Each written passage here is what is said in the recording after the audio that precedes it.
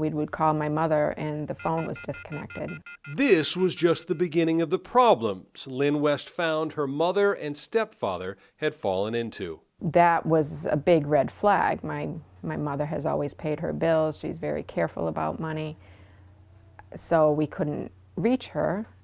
So I drove over and said, "Mom, what's going on? Why is your phone disconnected?" Her mother said they had a huge bill they couldn't pay. I said, what do you mean $1,000 bill? I mean, my mother's phone bills would be like $12. You know, how could you possibly have $1,000 bill? And she said, well, we have friends in another country.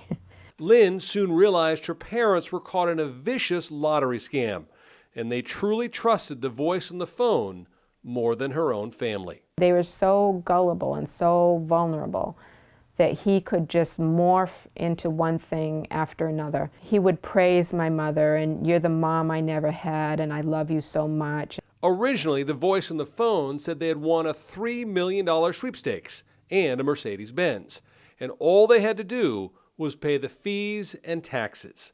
In all, the family lost more than $200,000, and the couple's finances were in shambles. The scammer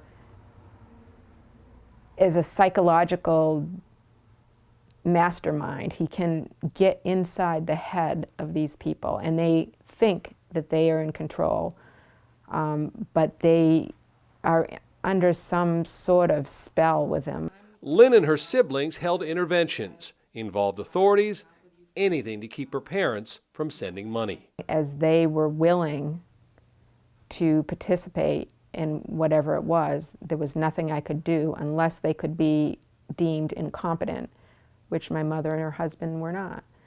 Even if you think that your loved one is very financially conservative, that they don't spend their money, that they've always been the responsible financial person, it doesn't mean that they can't fall victim to this scam.